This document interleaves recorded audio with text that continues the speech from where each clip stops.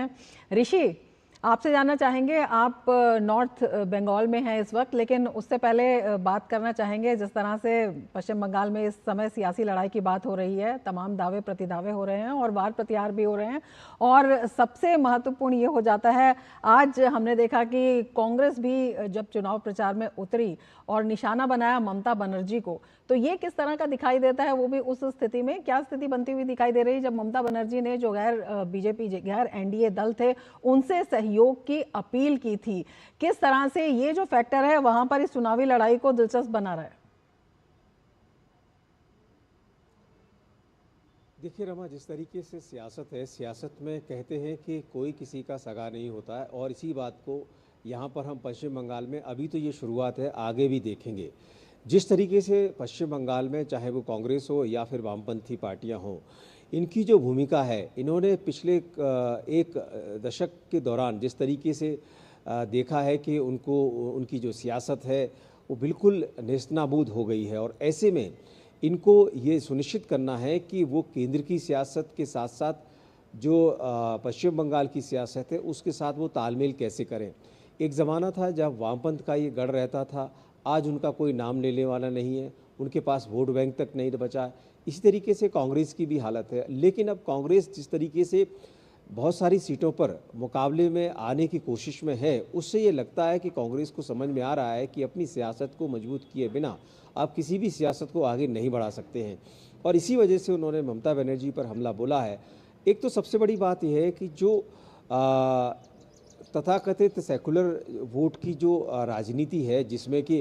वोटों का जो बंटवारा है वो थाली एक है और खाने वाले ज़्यादा हैं, जबकि होना ये चाहिए कि अपनी जो वोट बैंक है, अपने जो मतदाता हैं, अपनी राजनीति के आधार पर तय होने चाहिए, ना कि किसी एक मुद्दे के आधार पर या किसी एक विचारधारा के आधार पर।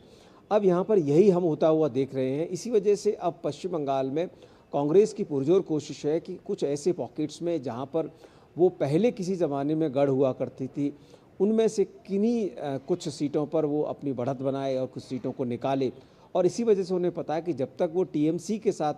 अपनी सियासत को अदावत में नहीं बदलेंगे, उनके साथ मुकाबले में नहीं आएंगे, तब तक वो बंगाल की राजनीति में गौण ही दिखाई देंगे। तो ये उसी का परिणाम है। और पश्चिम बंगाल में जिस तरीके से टीएमसी की सियासत रही है, उस सियासत से अब हर एक को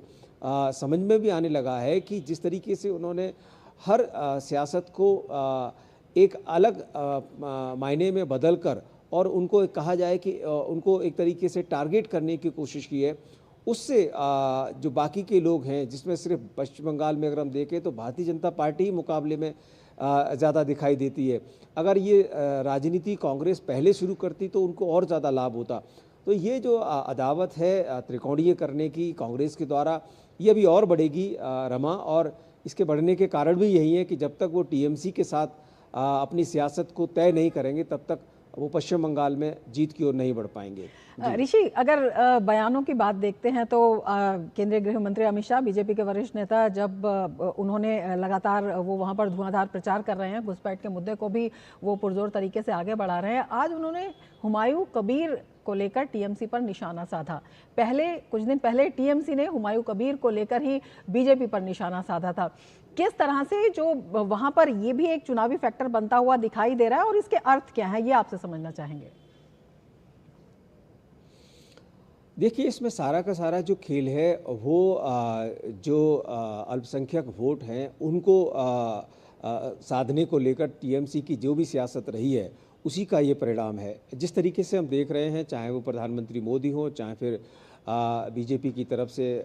गृह मंत्री अमित शाह, जो सियासत यहाँ पर पश्चिम बंगाल में जिस तरीके से तृणमूल कांग्रेस को अपने आरोपों के माध्यम से जनता के बीच में एक्सपोज कर रहे हैं, और बार बार जिस तरीके से, चाहे वो तुष्टीकरण की नीति के नाम पर हो, यहाँ तक कि नक्सलवाद जिस तरीके से पूरे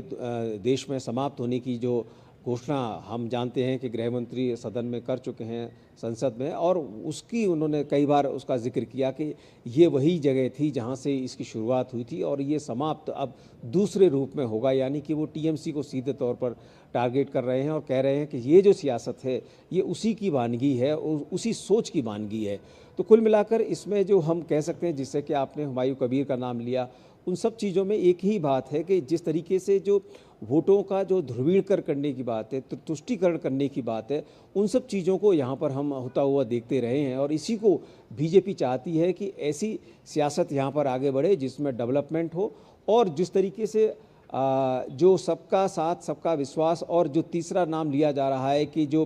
टीएमसी सरकार का जो घोटाला है उसका हिसाब, तो कुल मिलाकर यहाँ 15 साल की जो एंटी इनकम्बेंसी है उसको भी बीजेपी टारगेट कर रही है। रमा।